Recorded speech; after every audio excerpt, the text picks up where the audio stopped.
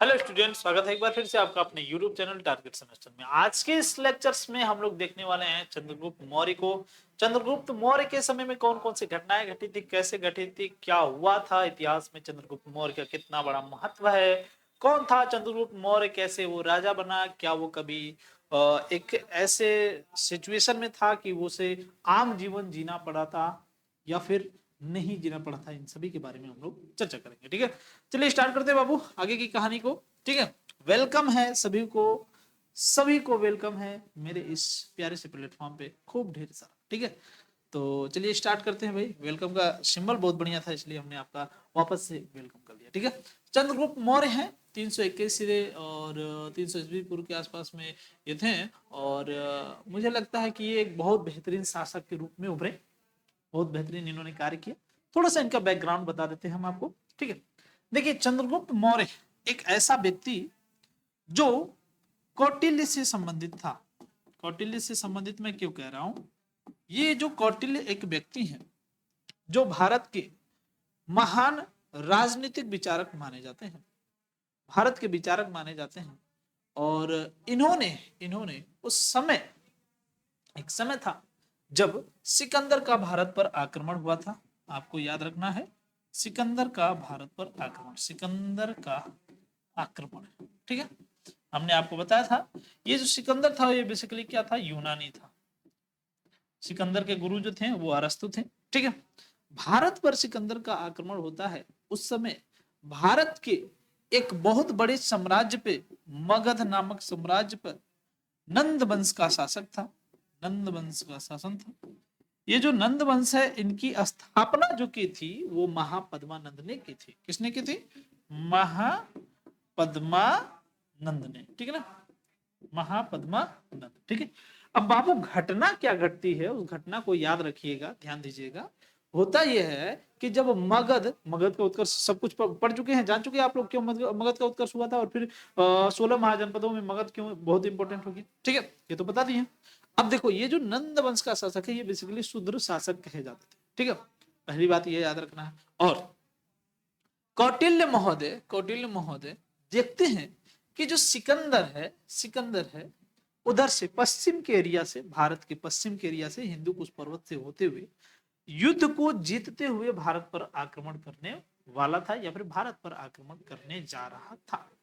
वो अलग बात है कि उसकी सेना बाद में जवाब देती है और वो वहीं से वापस लौट जाता है, लेकिन भारत पर आक्रमण करने की आशंका या फिर भारत पर आक्रमण करने की सिकंदर के द्वारा कौटिल्य महोदय को खबर पहुंच जाती है। मतलब कौटिल्य महोदय को लगता है कि सिकंदर उधर से जीतता हुआ आ रहा है और भारत को भी जीत लेगा, समस्या हो जाएगी।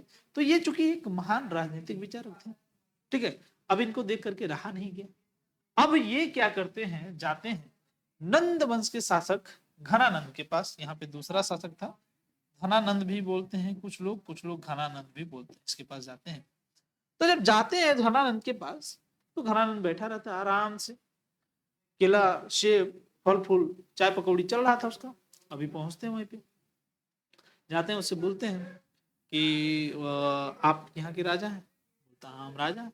ठीक है, तो कह रहे हैं कि आपको एक एडवाइस देनी है। बोले क्या, बताइए। कहा कि देखिए एक सिकंदर नाम का आक्रमणकारी है, ये विदेशी है, बेसिकली यूनान से है और इसका गुरु था अरस्तु। अरस्तु बहुत बड़का विद्वान है, ठीक है, और वो आक्रमण करने जा रहा है भारत पर, यानी कि मगध पर। ठीक है, अब आप सतर्क हो जाइए। हम जिस हिसाब से बता रहे हैं उस हिसाब से अगर आप युद्ध करेंगे तो आप युद्ध जीत जाएंगे और मगध जैसे साम्राज्य को बचा लेंगे, और अगर नहीं लड़े तो फिर आप हार जाएंगे। अब ये जो नंद है, घनानंद, ये तो भाई राजा है, अपनी शक्ति में चूर। अभी कहां किसी का सुनने वाला है। ठीक है, अभी कहता कि अच्छा राजा हम हैं, प्रजा हमारी है, राज्य हम चला रहे हैं और आप आए हमको शिक्षा देने, हम सिकंदर से हार जाएंगे? है? बोला कि अच्छा ठीक है। तो एक तरीके से इन्होंने कौटिल्य की बेइज्जती करके इनको हटा दिया। कहा कि जाओ हमारे राज्य से बाहर जाओ, दोबारा मत दिखाना आंख यहाँ पे, दोबारा नजर मत आना। कौटिल्य महोदय अपनी जटा खोल देते हैं और कहते हैं कि मैं पढ़ लेता हूं कि जब तक नंद वंश का सर्वनाश न कर दिया तब तक मैं अपनी जटा नहीं बांधूंगा। ठीक है, चले जाते हैं। जा रहे थे रास्ते में जा रहे थे तो इनको एक बालक मिलता है जिसका नाम था चंद्रगुप्त मौर्य। बाद में नाम पड़ा वो अलग बात है, लेकिन चंद्रगुप्त मौर्य थे। कहीं राजकिलम नामक खेल खेलते हुए मिल गए, उनको उठा लिया रास्ते में। किसने? कौटिल्य महोदय ने उठा लिया और कहा कि चलो तुमको राजा बनाते हैं। बोला कहाँ है? बोला कि जो वो राजा है जो धनानंद है उसको हराना है युद्ध। ठीक है, बोला अच्छा ठीक है चलते हैं। ठीक है, अब जिसको इतनी बड़ी अपॉर्चुनिटी मिलेगी वो कहीं नहीं जाएगा, जाहिर सी बात है। ठीक है, तो ये बेसिकली कहानी थी और इस तरीके से मौर्य वंश की स्थापना हुई। ठीक है, आगे बढ़ते हैं। देखिए चंद्रगुप्त मौर्य हैं। अब इनकी कहानी स्टार्ट करते हैं। कौटिल्य की कहानी आपने जान ली, यहां से कहानी स्टार्ट करते हैं, फिर आगे देखते हैं कैसे कैसे क्या क्या घटनाएं घटती हैं। ठीक है, अच्छा। The founders of the Maurya density was Chandragupta Maurya. ठीक है, अगर हम बात करें मौर्य वंश की जो डायनेस्टी थी, जो मौर्य डायनेस्टी थी, ठीक है, इसको चंद्रगुप्त मौर्य ने बसाया। ही established his kingdom with the help of the ब्राह्मण चाणक्य। मतलब ऐसा माना जाता है कि जो ब्राह्मण चाणक्य हैं इनकी सहायता से इसने मौर्य वंश की स्थापना की, to liberate the people suffering from the crisis caused by the Greek inventions and suffering from the tyrannical rulers of Magध। ठीक है, क्लियर है? इसका हिंदी मतलब क्या है? कह रहा है कि मौर्य वंश का संस्थापक चंद्रगुप्त मौर्य था और यूनानी आक्रमण से उत्पन्न संकट से ग्रस्त, देखिए यूनानी आक्रमण उस समय कर दिया था सिकंदर ने, और मगध के अत्याचारी शासक उस समय जो नंद था उससे त्रस्त जनता मुक्ति दिलाने के लिए उसने ब्राह्मण चाणक्य की सहायता से अपना राज्य का स्थापना कर लिया या फिर अपने राज्य को स्थापित किया। ठीक है, यहां तक की बात क्लियर है? तो बेसिकली किसने किया था? ये चंद्रगुप्त मौर्य ने किया था। चंद्रगुप्त मौर्य। ठीक है, ये तो भाई थोड़ा सा उसके बारे में जानकारी है, चंद्रगुप्त मौर्य की जो विशेषता है उसके बारे में बताई गई बात है। चलिए आगे बढ़ते हैं, यहाँ देख लीजिए कह रहा है चंद्रगुप्त मौर्य का प्रारंभिक जीवन। ठीक है, प्रारंभिक जीवन। ठीक है, आगे देखिए चंद्रगुप्त मौर्य का प्रारंभिक जीवन। चलिए स्टार्ट करते हैं। कह रहा है जिस प्रकार से मौर्यों की जाति से संबंधित अनेक मत प्रचलित हैं, उसी प्रकार से चंद्रगुप्त मौर्य का प्रारंभिक जीवन भी किंवदंतियों पर आधारित है। बौद्ध ग्रंथों के अनुसार चंद्रगुप्त मौर्य के पूर्वज पिपलीवंश के शासक थे। मतलब पिपलीवन एक जगह थी। पिपलीवन कौन सा जगह भाई? पिपलीवन याद रखिएगा। पिपलीवन में मौर्य वंश के शासक थे। मौर्य ठीक है ना, मौर्य वंश के शासक थे यहाँ पे। ठीक है, जब मगध का विस्तार हो रहा था तो मगध इसको भी अपने चपेट में ले लिया, मौर्य वंश को और पिपलीवन को। ठीक है, अपने चपेट में ले लिया और ये लोग एक आम व्यक्ति की जिंदगी जीने लगे। आम आदमी का जिंदगी जीने लगे। कौन भाई? चंद्रगुप्त मौर्य और उनकी जो फैमिली थी। ठीक है, कह रहा है कि चंद्रगुप्त मौर्य के पूर्वज पिपलीवन के शासक थे। जब यह राज्य मगध के साम्राज्यवाद का शिकार बन गया तो मौर्य कुल के व्यक्ति सामान्य जीवन व्यतीत करने लगे। चंद्रगुप्त का बाल्य जीवन भी जंगलों में बीता। अपने पिता की मृत्यु के पश्चात, पिता का नाम ज्ञात नहीं है, पता नहीं है कौन थे, अपनी माता के साथ वो मगध की राजधानी पाटलिपुत्र में चला आया। ठीक है ना, मगध की राजधानी में आ गया। चंद्रगुप्त बचपन से ही कुशाग्र बुद्धि का था और एक दिन वह राजकिलम खेल के दौरान चाणक्य की नजर उस पर पड़ी। ठीक है, चाणक्य सुविख्यात शिक्षा केंद्र तक्षशिला का आचार्य था। ठीक है ना, क्या था? आचार्य। ठीक है, तक्षशिला के। वह यूनानी आक्रमण से भारत को स्वतंत्र कराने का संकल्प लेकर मगध के शासक धनानंद के पास पाटलिपुत्र से आया था, परंतु नंद राजा ने उसे अपमानित कर निकाल दिया था। वही जो हमने अभी कहानी बताई आपको, हमने जो अभी कहानी बताई वही बात है, अपमानित कर दिया था। कहा जाता है कि अपमान से क्रुद्ध होकर उसने प्रतिज्ञा की कि वह नंदों का नाश कर देगा। पाटलिपुत्र से वापस लौटते समय उसकी नजर चंद्रगुप्त पर पड़ी और उसकी योग्यता से प्रभावित होकर वह अपने साथ तक्षशिला ले गया और समुचित शिक्षा दिलाकर उसके द्वारा नंदों के विनाश की योजना उसने बनाई। ध्यान दीजिए कहानी क्या हुई थी, चलिए समझते हैं। एक व्यक्ति है जिनका नाम है कौटिल्य, ठीक है। ये राज्य को बचाना चाहते थे, भारत जैसे राज्य को बचाना चाहते थे, ठीक है। एक मिनट, ठीक है। भारत जैसे राज्य को ये क्या करते थे, उस समय भारत पर कोई आक्रमण न कर पाए, भारत तो उस समय था नहीं, उस समय इसका नाम भारत था नहीं, ठीक है ना। तो भारत पर बेसिकली आज के डेट में अगर देखा जाए तो भारत पर आक्रमण से बचाने के लिए ये क्या कर रहे थे भाई, तैयारी कर रहे थे। किससे? तो यूनानी आक्रमण से, यूनानी आक्रमण से, ठीक है। यूनानी आक्रमण से बचाना था इनको, ठीक है। वही कहानी याद रखिएगा। राजकीलम नामक खेल खेलते समय, राजकीलम नामक खेल खेलते समय किसका दर्शन हुआ भाई, किसका दर्शन इन्होंने किया? तो चंद्रगुप्त मौर्य का, चंद्रगुप्त मौर्य का, ठीक है। दर्शन कर लिए, ठीक है। लेकिन समस्या हो गई, समस्या क्या हो गई? समस्या क्या हो गई कि ये बच्चा उस समय आम जीवन जी रहा था, हालांकि ये मौर्य वंश का शासक था। लेकिन लेकिन लेकिन ये बातें किसको नहीं पता थी? कौटिल्य महोदय को पता नहीं थी। समझ में आ गया? चलो आगे बढ़ते हैं। देखो इधर ये बात इंग्लिश में भी है, देख लेते हैं। Just as there many opinions regarding to the caste of Maurya, similar early life of the Chandragupta Maurya is also based on legend according to Buddhist text. Buddhist text के अकॉर्डिंग अगर देखा जाए, ठीक है, तो according to Buddhist text the ancestors of Chandragupta Maurya were the rulers of Pipilivans. When his state became victims of Magad imperialism, these people's Maurya cool started leading the normal life, and Chandragupta childhood life was also spent in the forest. और वो शुरुआती की life जो थी वो कहाँ पे बिताए? जंगलों में बिताए। After the death his father's name is not known. He moved with mother Pataliputra, ठीक है ना। ठीक है, यहां तक की बातें क्लियर। आगे देखिए, after the death of his father's name is not know, he moved with the mother Patliputra, the capital of Magad. Chandragupta was the soft intellect since childhood. One day during the Rajkilam, Chanakya eyes fell on him.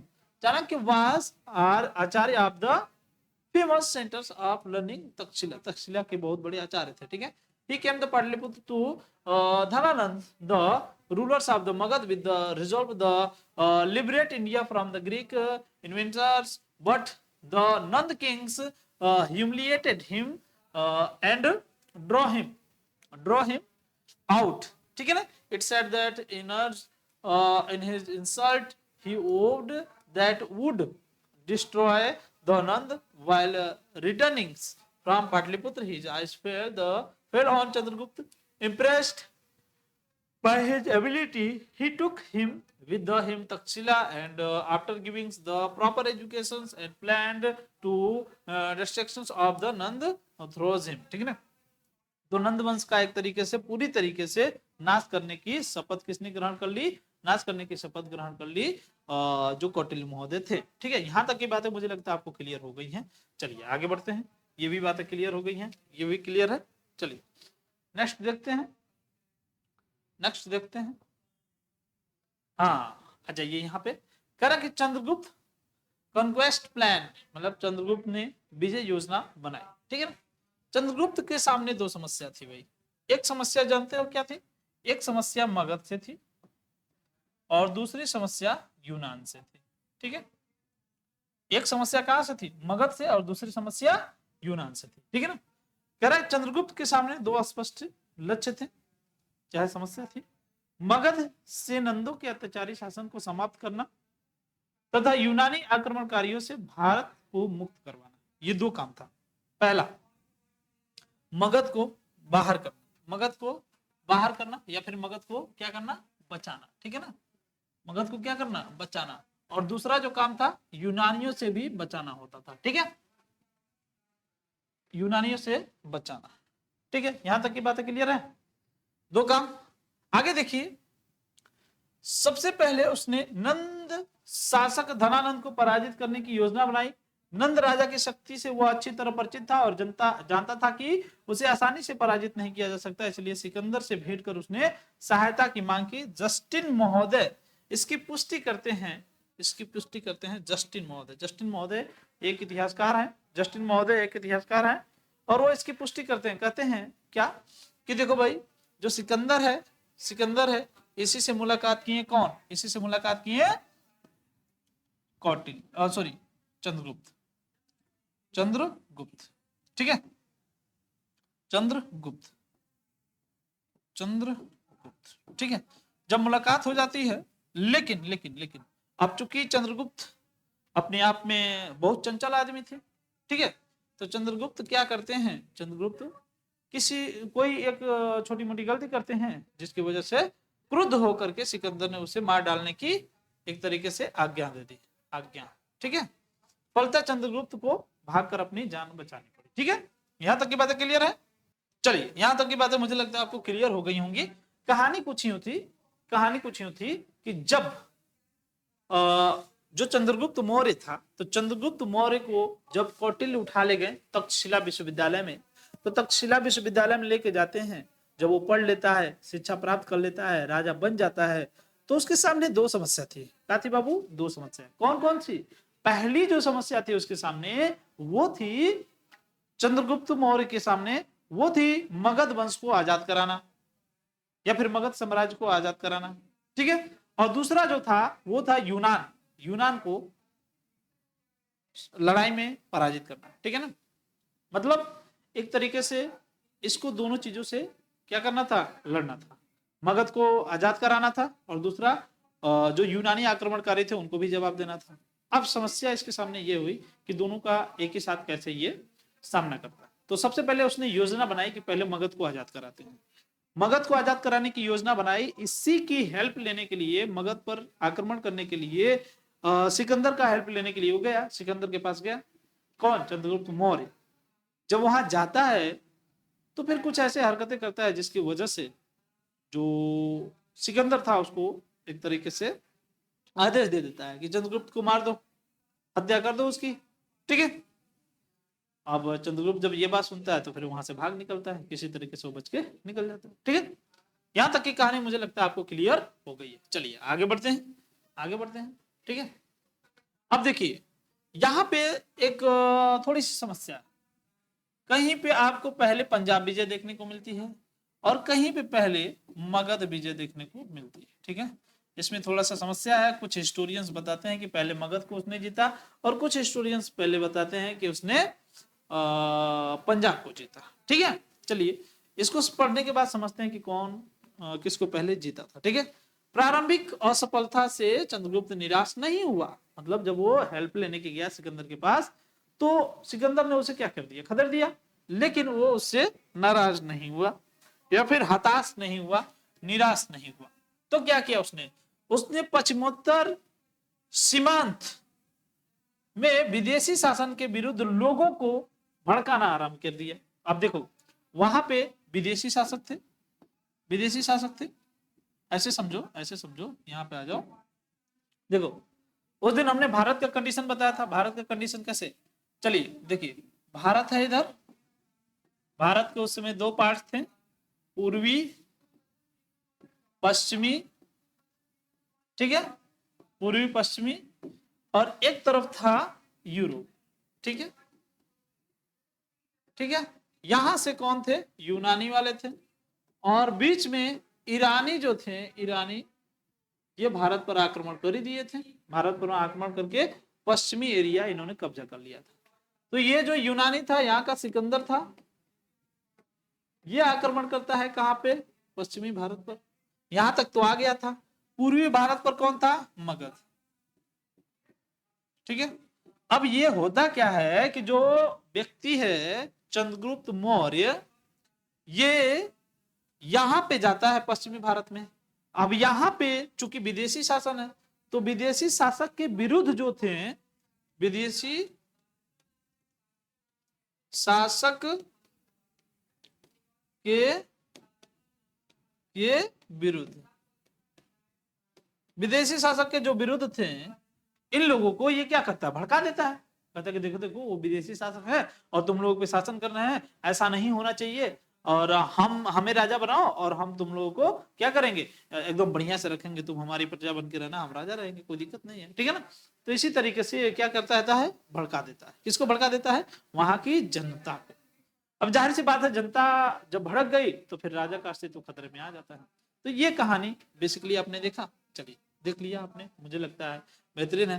तो वो क्या करता है, भड़काना आरंभ किया। सबसे पहले उसने पंजाब के लड़ाकू कबीले को एक ऐसी सेना संगठित की, हिमालय के पर्वतीय राजा प्रवर्तक से मैत्री भी की, और इस समय पंजाब की स्थिति बिगड़ती जा रही थी। यूनानी सत्ता सिकंदर के विजय के बावजूद अस्थायी नहीं रह पाई।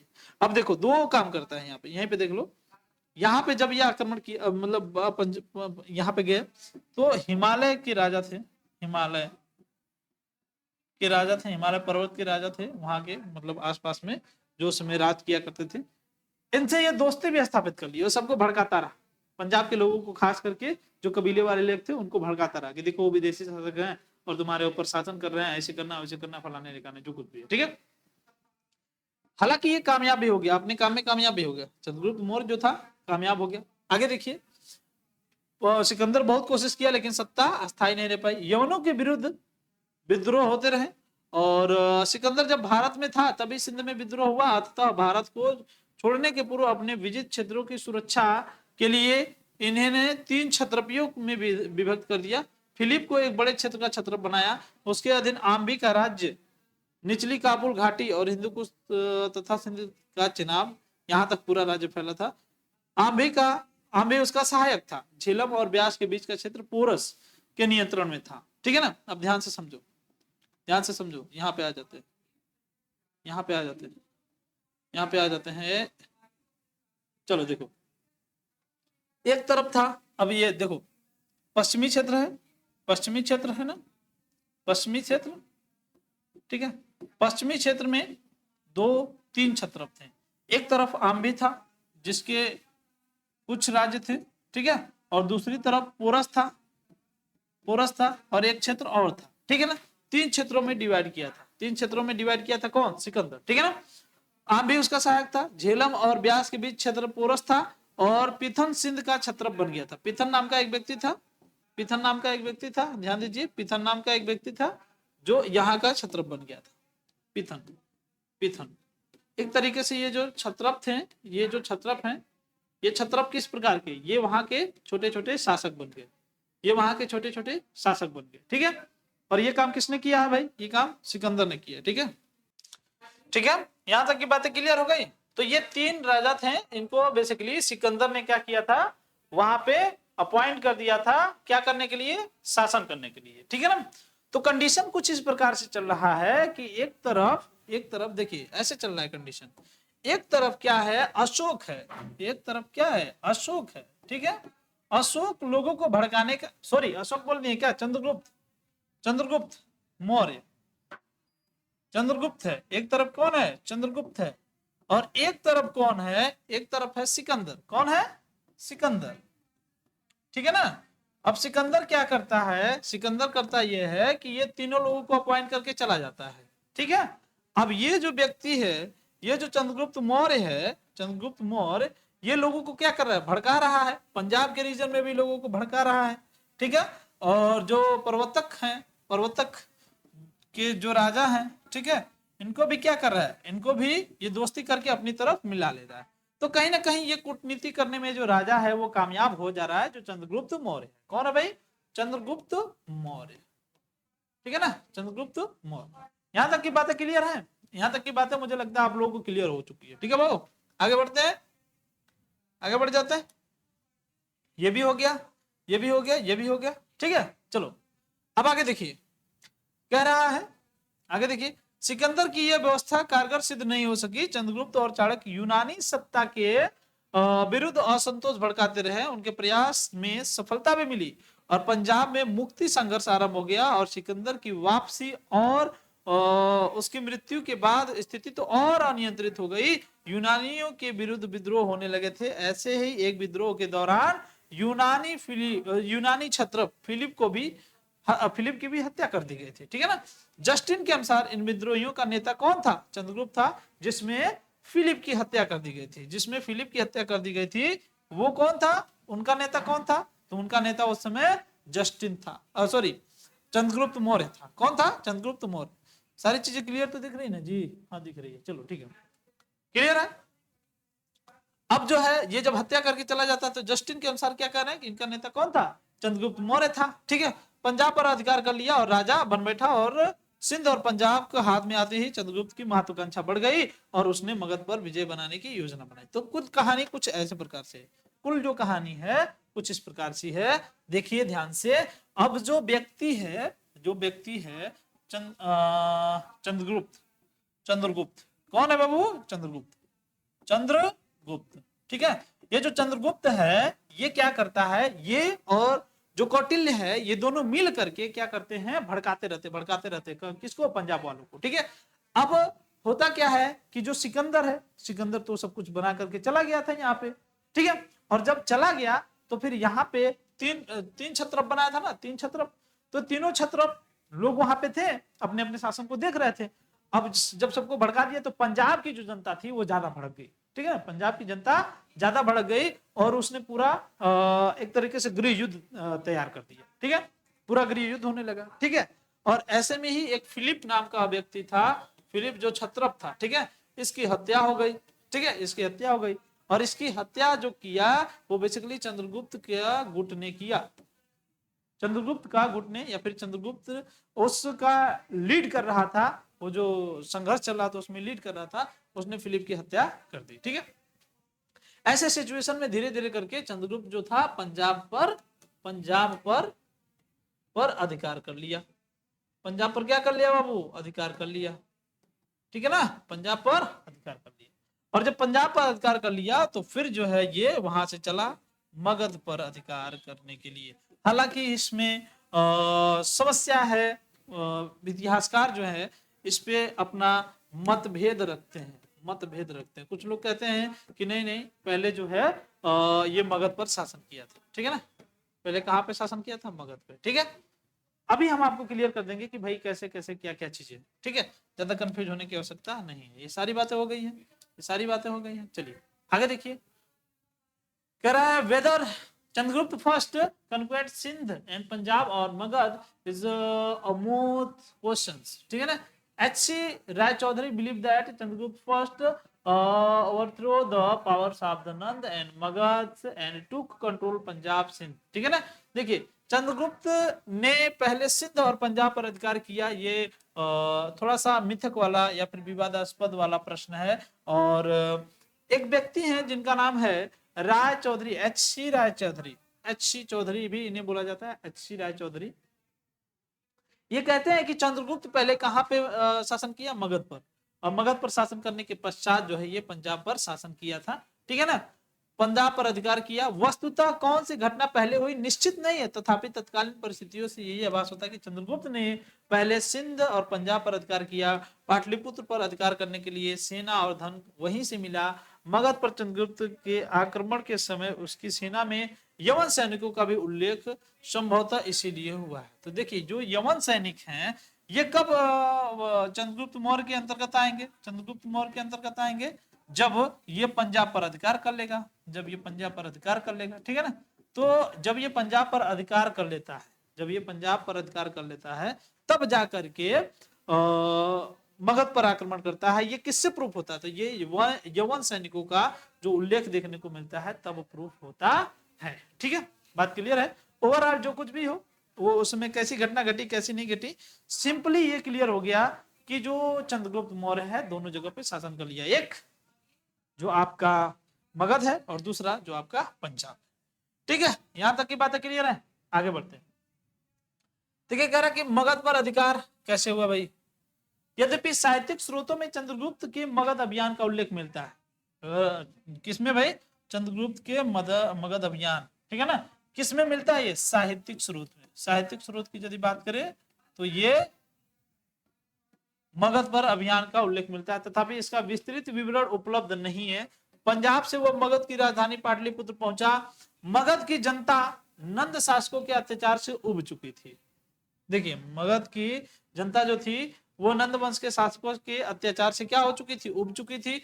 अतः चंद्रगुप्त का स्वागत मुक्तिदाता के रूप में किया। मगध की जनता के सहयोग से वह अंतिम नंद शासक धनानंद को पराजित करने में सफल हुआ। धनानंद या तो युद्ध में मारा गया या तो राजधानी छोड़कर भाग खड़ा हुआ। इस घटनाक्रम का विवरण महावंश टीका, मिलिंद पन्नो तथा परिशिष्ट पर्व से मिलता है। मतलब 3 किताबें हैं, महावंश टीका बुद्धिस्ट किताबें हैं, मिलिंद पन्नो बुद्धिस्ट किताबें हैं, और परिशिष्ट पर्व ये भी, ठीक है।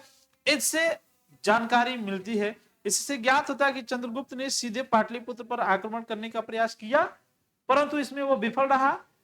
उसे युद्ध की क्षति उठानी पड़ी। अतः चंद्रगुप्त ने निकटवर्ती क्षेत्रों, राष्ट्र, जनपद पर अधिकार करके आगे बढ़ने की योजना बनाई, परंतु यह भी विफल हुआ। अंततः उसने नई नीति अपनाई। सीमावर्ती क्षेत्रों पर विजय कर उनकी सुरक्षा की व्यवस्था कर पाटलिपुत्र पहुंचा। नंदों की सेना विशाल और शक्तिशाली थी। इसका सेनापति भद्रसाल था और धनानंद को पराजित करने के लिए मुद्रा राक्षस के अनुसार चाणक्य को षड्यंत्र करना पड़ा था। भाई धनानंद अपने आप में बहुत ताकतवर शासक था ना, बहुत ज्यादा ताकतवर था भाई, इतना ज्यादा ताकतवर था कि चंद्रगुप्त उस पर आक्रमण करने से डरता भी था, ठीक है। 2 बार आक्रमण किया लेकिन असफल हो गया। तीसरी बार में मुद्रा राक्षस में यह वर्णन देखने को मिलता है कि वह उस पर आक्रमण करता है। वो भी पहले किनारे किनारे के राज्यों को हड़प लेता है, जीत लेता है, उसके बाद धीरे धीरे जाता है। इतना ही नहीं, चंद्रगुप्त मौर्य को जो कौटिल्य है उसको षड्यंत्र करना पड़ा था उसको जीतने के लिए, ठीक है ना। ओके, तो चाणक्य ने षड्यंत्र किया तब जाकर के वो जीता। धनानंद और चंद्रगुप्त के बीच भीषण संघर्ष हुआ। मिलिंद पन्नो के अनुसार 100 कोटि सैनिक, 10,000 हाथी और 1 लाख घोड़े और 5,000 रथ मारे गए और नष्ट हुए। धनानंद का गड़ा हुआ खजाना चंद्रगुप्त को मिला और परिशिष्ट पर्व के अनुसार नंद राजा को अपनी 2 पत्नियों और 1 पुत्री के साथ जाने दे दिया गया, लेकिन बौद्ध ग्रंथों के अनुसार वह युद्ध में मारा गया और उसकी जगह 331 ईस्वी में चंद्रगुप्त जो था वो सम्राट बन गया। तो ये कहानी थी बाबू किसकी, सम्राट चंद्रगुप्त मौर्य की, ठीक है ना, सम्राट चंद्रगुप्त मौर्य की, ठीक है। फाइनली अगर इसके बारे में देखा जाए तो भाई ये अपने आप में बहुत ताकतवर और बहुत बड़ा राजा था, ठीक है। एक तरीके से देखा जाए तो ये अपने शासन काल में बहुत ही बड़े लेवल पे प्रसिद्धि हासिल कर लेते, ठीक है। और फाइनली वही है कि धनानंद को इतनी आसानी से नहीं हरा पाया। चंद्रगुप्त मौर्य चाणक्य की नीति के अनुसार ही विभिन्न प्रकार के कार्यों को किया, तब जाकर के उसे सफलता मिली, अन्यथा वो सफल नहीं हो पाता, ऐसा माना जाता है, ठीक है। चलिए आगे देखिए, कह रहा है कि जम्बूद्वीप की विजय। चंद्रगुप्त सिर्फ पंजाब और मगध की विजय से ही संतुष्ट नहीं हुआ, बल्कि उसने भारत के अन्य भागों पर भी विजय प्राप्त किया। प्लूटार्क के अनुसार चंद्रगुप्त ने 6 लाख सेना के साथ समूचे भारत को रौंद डाला था। प्लूटार्क एक हिस्टोरियंस हैं और इनके अनुसार इन्होंने कहा कि भाई 6 लाख की सेना को लेकर के जो चंद्रगुप्त है ये पूरे भारत को रौंद डाला था। जस्टिन भी कहता है कि सारा भारत चंद्रगुप्त के कब्जे में था। प्लिनी मगध साम्राज्य की सीमा सिंधु नदी तक बताता है और बौद्ध ग्रंथ महावंश से भी ज्ञात होता है कि कौटिल्य ने चंद्रगुप्त को जम्बूद्वीप का सम्राट बनाया था। तो उस समय भारत का जम्बूद्वीप भी नाम था, जम्बूद्वीप, उस समय भारत का जम्बूद्वीप भी नाम था। और अलग अलग लोग, जैसे यहाँ पे देखें, अगर हम प्लिनी देखें, प्लिनी की अलग विशेषता मिलती है। प्लिनी कुछ अलग कहता है, महाबौद्ध ग्रंथ ये अलग कहते हैं। ओवरऑल सब लोग मिलकर के ये कहते हैं कि जो भारत है, भारत पर वर्तमान समय में जो सम्राट है वो चंद्रगुप्त मौर्य है, वो धीरे धीरे पूरे मगध पर उसने कब्जा कर लिया था। यहाँ तक की बातें क्लियर हो गई, यहाँ तक की बातें मुझे लगता है आपको टोटली क्लियर हो चुकी होंगी। चलिए भाई आगे बढ़ते हैं। यहाँ ये भी थोड़ा सा इंग्लिश में देख लेते हैं। Chandragupta was not only satisfied with the conquest of Punjab and Magad, but also conquered other parts of the India. According to Plutarch, Chandragupta trampled the whole of India with an army of 6 lakh. Justin also said that the whole of India was under his Chandragupta's possessions. ठीक है। Pliny points of the boundary of the Magadha Empire up to the Indus rivers. Indus river, अच्छा यहाँ पे एक question बन सकता है कि किसके अनुसार जो इंडस रिवर तक उसका बाउंड्री हो चुका था चंद्रगुप्त मौर्य का, तो बेसिकली प्लिनी के अनुसार। It is also known from the Buddhist texts Mahavans that Kautilya made Chandragupta the emperor of Jambudvipa. ठीक है, चलिए आगे बढ़ते हैं। इन विवरणों से यह स्पष्ट हो जाता है कि पंजाब और मगध के अतिरिक्त चंद्रगुप्त ने भारत के अन्य भागों पर भी अपना आधिपत्य जमाया। पश्चिम में सौराष्ट्र पर चंद्रगुप्त के अधिकारी परिषद शासक रुद्रदामन के जूनागढ़ अभिलेख से भी होती है। ठीक है ना। हाँ, यहाँ पे ये भी पॉइंट इंपॉर्टेंट हो जाता है कि जूनागढ़ रुद्रदामन का जो जूनागढ़ अभिलेख है, इससे ये पता चलता है कि भाई सौराष्ट्र पर किसका शासन था? चंद्रगुप्त मौर्य का शासन था। ठीक है ना। इस अभिलेख में बताया गया था कि चंद्रगुप्त का मनोनीत प्रतिपति पुष्यगुप्त सौराष्ट्र का शासक था। पुष्यगुप्त, देखिए एक था पुष्यमित्र शुंग, पुष्यमित्र शुंग, इसमें कंफ्यूज नहीं होइएगा, पुष्यमित्र शुंग। ठीक है ना। एक था पुष्यमित्र शुंग और एक था पुष्यगुप्त, एक था पुष्यगुप्त। और ये दोनों के दोनों मौर्य वंश में ही थे, ये दोनों के दोनों मौर्य वंश में ही थे। लेकिन डिफरेंस क्या था? ये जो था ये स्टार्टिंग में था, चंद्रगुप्त का सेनापति था। चंद्रगुप्त का एक तरीके से हम ये कह लें कि छोटा मोटा शासक था, जिसको अपॉइंट किया था किसने? चंद्रगुप्त ने। ठीक है ना। जैसे मान के चलिए कि एक व्यक्ति है, यहाँ पे पूरे इंडिया में शासन कर लिया, तो अब यहाँ रह करके पूरे इंडिया को कैप्चर नहीं कर सकता, तो यहाँ पे एक शासक बैठा दिया, यहाँ पे बैठा दिया, यहाँ पे बैठा दिया, यहाँ पे बैठा दिया, अलग अलग छोटे मोटे शासक बैठा दिया ऐसे ऐसे। ठीक है, तो ये सिस्टम था। ठीक है, तो इसी तरीके से पुष्यगुप्त जो था इसको अपॉइंट किया था या फिर मनोनीत किया था किसने? तो चंद्रगुप्त ने किया था। पुष्यमित्र शुंग बेसिकली ये मौर्य वंश का सेनापति था। सबसे लास्ट जो बृहदत्त माना जाता है, तो बृहदत्त का सेनापति था कौन? पुष्यमित्र शुंग। और ये बेसिकली एक इनको जो है एक ब्राह्मण की कैटेगरी में रखा जाता है, और माना जाता है कि उस समय जो है ब्राह्मण वंश की स्थापना इसने की थी। शुंग वंश की स्थापना बेसिकली ब्राह्मण वंश की स्थापना मानी जाती है। ठीक है, क्लियर ना? चलिए आगे बढ़ते हैं। तमिल लेखक ममुल्लार के अनुसार चंद्रगुप्त ने तिरुनेलवेली तक की विजय यात्रा की थी, यानी कि दक्षिण भारत तक की पूरी यात्रा कर ली थी। मैसूर से प्राप्त कुछ अभिलेखों से 14वीं शताब्दी के हैं। इस बात की पूर्ति होती है कि या फिर प्राप्ति होती है कि उत्तर मैसूर चंद्रगुप्त के अधिकार में था। अशोक के अभिलेख से भी मैसूर पर चंद्रगुप्त मौर्य शासन परिलक्षित होता है। इस तरह चंद्रगुप्त मौर्य ने बिंद के दक्षिणी भाग पर अपने हिस्से पर अधिकार कर लिया। मौर्य साम्राज्य की सीमा कंप्लीटली विस्तृत हो गई। तो हम ये ओवरऑल कहें कि पूरे भारत में उस समय चंद्रगुप्त मौर्य का बोलबाला हो गया था। पूरे भारत में कौन था भाई? उस समय सिर्फ और सिर्फ चंद्रगुप्त मौर्य था, उसके अलावा कोई नहीं था। ओके,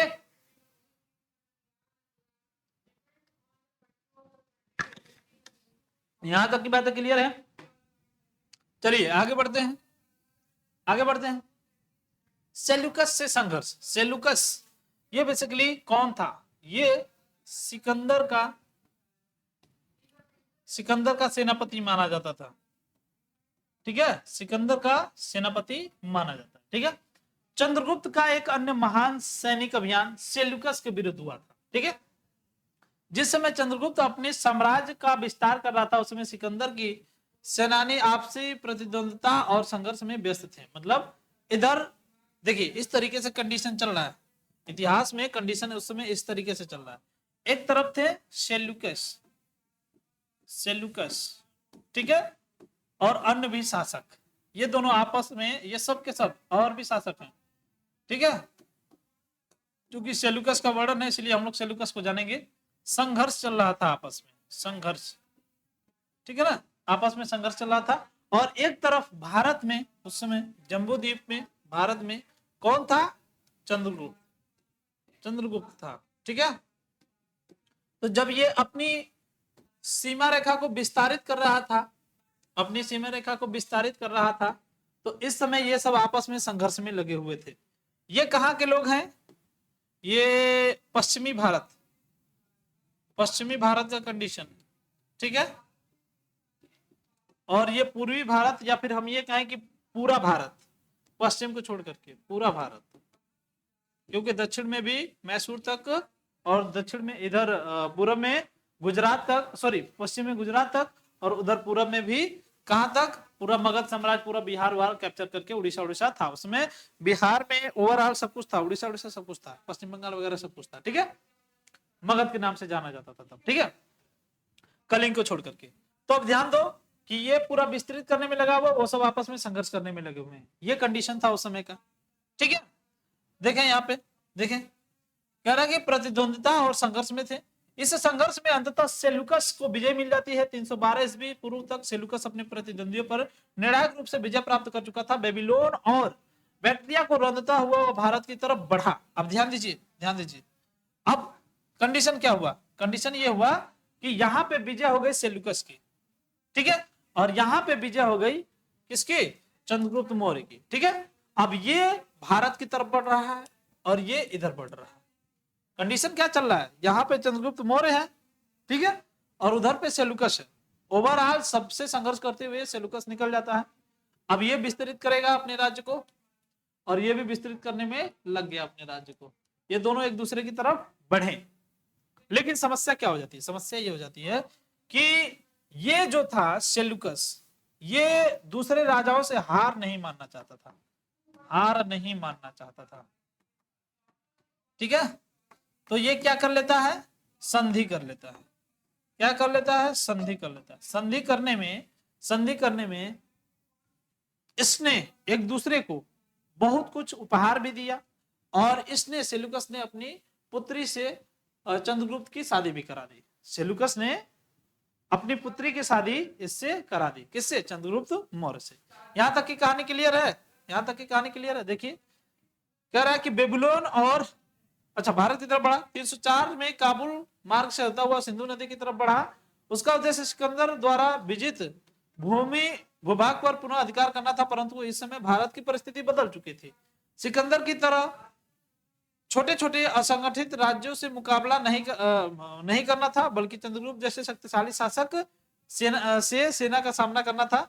और सिंधु नदी पार करते चंद्रगुप्त की शक्तिशाली सेना से सामना करना पड़ा।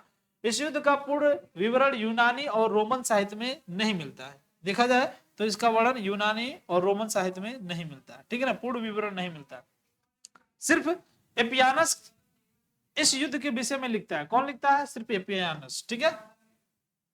उसके अनुसार सेल्यूकस ने सिंधु नदी पार की और भारत के सम्राट चंद्रगुप्त से युद्ध छोड़ा, अतः उसमें संधि हो गई, वैवाहिक संबंध भी स्थापित हो गए, ठीक है ना। तो एक तरीके से देखा जाए तो वैवाहिक संबंध स्थापित हो गए, संधि हो गई। तो वो चाहता था कि हम भारत के जो राज्य हैं या फिर भारत के जो राजा हैं उनसे हम युद्ध ना हारे, ठीक है ना। अब देखिए इसकी पुष्टि यूनानी इतिहासकार भी करते हैं। संभवतः सेल्यूकस भारत के सम्राट के हाथों पराजित नहीं होना चाहता था, इसीलिए उसने संधि कर ली। संधि की शर्तों के अनुसार सेल्यूकस ने एरियाना के प्रदेश चंद्रगुप्त को सौंप दिए, मतलब दहेज में दे दिए एरियाना के जो प्रदेश थे, ठीक है। इसके अंतर्गत 4 प्रांत चंद्रगुप्त को मिले, एरिया, हेरात, आर्कोसिया, कंधार, जोडोसिया या फिर गोडोसिया जिसे बलूचिस्तान कहा जाता है, और पेरी सदाई या फिर पेरोपेनी सडाई जो बोला जाता है, जिसे आज काबुल कहा जाता है, ठीक है। तो ये सब मिल गया। इस संधि से दोनों को लाभ हुआ। सेल्यूकस के राज्य भी पूर्वी सीमा तक सुरक्षित हो गए। मतलब अगर देखा जाए तो सेल्यूकस था, तो सेल्यूकस अब अपने बेटी से शादी कर दिया, तो जाहिर सी बात है वो उसका दामाद हो गया, तो उधर तो आक्रमण करेगा नहीं, तो उसका भी राज्य सीमित हो गया। और जो चंद्रगुप्त था इसको भी इस बात का डर खत्म हो गया कि हम उधर से कोई अब आक्रमण करेगा, ठीक है।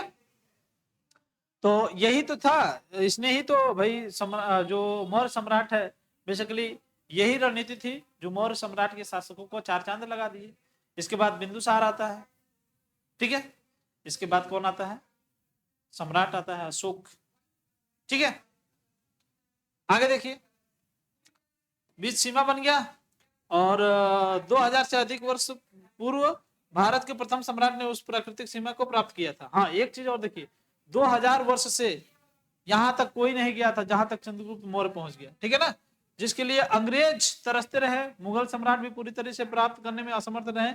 इन क्षेत्रों पर वह अधिकार होने से चंद्रगुप्त के अच्छे सैनिक और घोड़े भी प्राप्त होने की सुविधा हो गई। कंदहार जाने वाले व्यापारिक मार्ग पर उसका नियंत्रण हो गया। चंद्रगुप्त और सेल्यूकस के बीच वैवाहिक संबंध कायम हो गए। सेल्यूकस ने अपनी पुत्री का विवाह चंद्रगुप्त से कर दिया और चंद्रगुप्त ने 500 हाथी उपहार दिए थे, और भी सारी व्यवस्थाएं इसमें देखने को मिलती, ठीक है। आगे देखिए साम्राज्य विस्तार की यदि बात करें तो चंद्रगुप्त ने नंदों से भी नंदों से भी ज्यादा अपने साम्राज्य का विस्तार कर लिया था। लगभग भारत को उसने एक राजनीतिक सूत्र में बांध दिया। आरंभिक आक्रमणों के परिणाम स्वरूप उसने अपना राज्य ब्यास से लेकर सिंधु नदी तक बढ़ा लिया। नंदों का उन्मूलन कर नंद साम्राज्य के अवशेषों पर अधिकार कर लिया। सेलुकस को पराजित कर मौर्य साम्राज्य का विस्तार मध्य एशिया तक किया। और अभिलेखीय और साहित्यिक प्रमाणों से पश्चिम भारत में सौराष्ट्र और दक्षिण भारत में मैसूर तक के अधिकार की पुष्टि होती है। इस प्रकार से चंद्रगुप्त का साम्राज्य पश्चिम में हिंदुकुश पर्वत से, पूर्व में बंगाल की खाड़ी तक और उत्तर में हिमालय की श्रृंखला से, दक्षिण में कम से कम मैसूर तक फैली हुई थी। पश्चिमोत्तर में उसका साम्राज्य मध्य एशिया तक विस्तृत था। और उसके पूर्व अन्य किसी भारतीय का शासन इतना बड़ा सिस्टम नहीं देखने को मिला, इतना बड़ा साम्राज्य नहीं देखने को मिला। कहने का मतलब क्या है? कहने का मतलब ये है, ध्यान से समझिए, जितना बड़ा साम्राज्य इसने बनाया, इधर हिमालय, इधर हिंदू कुश पर्वत, और इधर जो है, इधर तो अरब सागर है, तो अरब सागर तक, इधर बंगाल की खाड़ी तक, और इधर दक्षिण भारत में मैसूर तक। इतना बड़ा साम्राज्य किसी ने स्थापित नहीं किया था। मगध बेसिकली कहाँ था? मगध बेसिकली यहाँ था। और यहां से ये इतने बड़े साम्राज्य को क्या करता था? संभालता था। ठीक है, हिमालय,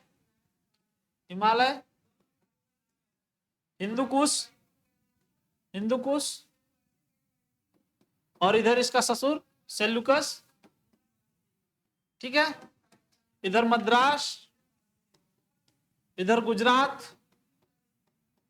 और इधर पश्चिम बंगाल या फिर बंगाल की खाड़ी। ठीक है, यहां तक इसका साम्राज्य था। ओवरऑल करने का सिर्फ इतना ही मतलब था। आगे बढ़े। चंद्रगुप्त के अन्य भी कार्य हुए। ठीक है, एक प्रशासक भी था और उसके शासन का उद्देश्य लोकहितकारी राज्य की स्थापना और चाणक्य की सहायता से सुदृढ़ प्रशासन की स्थापना की। अर्थशास्त्र और इंडिका से ये जानकारी मिलती है। राजा राज्य का सर्वोच्च पदाधिकारी था, सारे अधिकार उसके हाथों में केंद्रित थे। वो मंत्रिपरिषद और एक विस्तृत कुशल नौकरशाही प्रशासन। अब देखिए, इसमें कुछ ज्यादा नहीं है, इससे कुछ ज्यादा नहीं है। अब इसमें जो है, अब एक बात और बता दें, स्ट्रेबो को याद रखिए, जो उसके जीवन पर विवरण देता है। ठीक है ना। और चंद्रगुप्त ब्राह्मणों तथा ये लोग आदत करता है। ये सब इधर उधर की बातें हैं, ध्यान दीजिए। अब जो मुख्य बातें इसकी है, याद रखिए। मुख्य बातें क्या है? मुख्य बातें ये है, अर्थशास्त्र। ठीक है, अर्थशास्त्र।